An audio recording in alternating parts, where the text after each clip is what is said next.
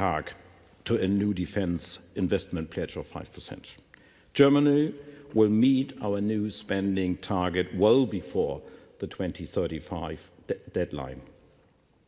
This year alone, as many of you know, Germany made relevant steps toward facing up our geopolitical reality. In March, we adapted our constitution to allow for more adequate military spending. Last week, the Bundestag passed a reform of our conscription law. And more importantly, this year, Germany has also become Ukraine's biggest supporter in terms of both military and non-military assistance.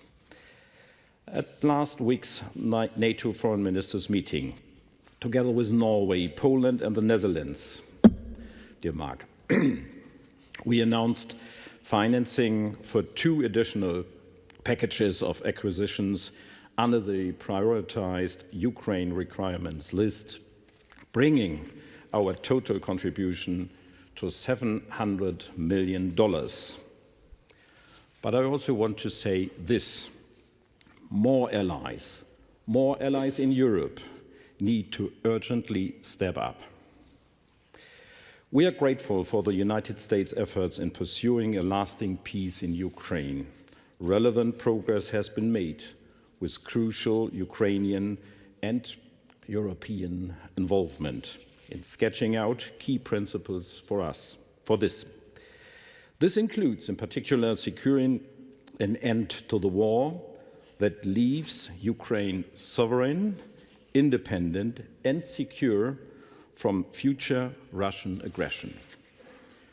Ukraine has shown remarkable flexibility, most importantly, an openness towards an immediate and unconditional ceasefire. But we are yet to see any meaningful Russian readiness to negotiate. The Russian position today seems to almost boil down to, if we don't get for free what we couldn't get during 11 years of fighting, we won't even talk. That is not a serious negotiation position.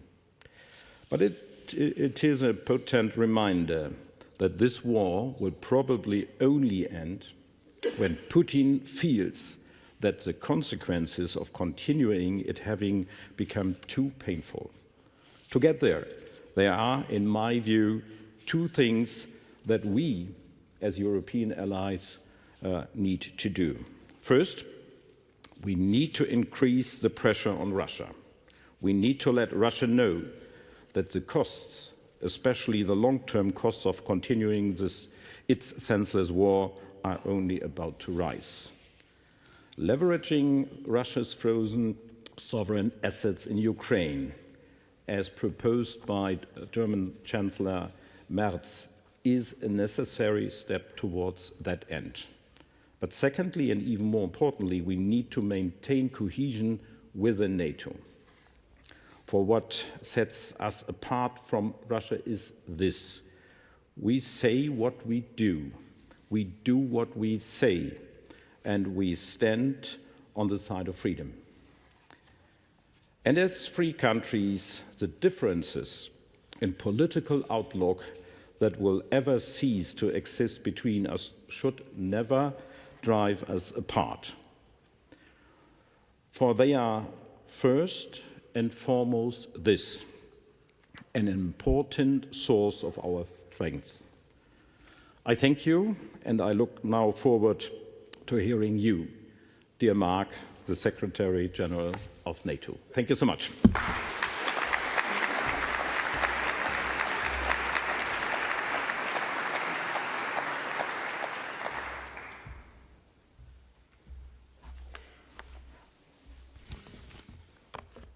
Well, dear Johann,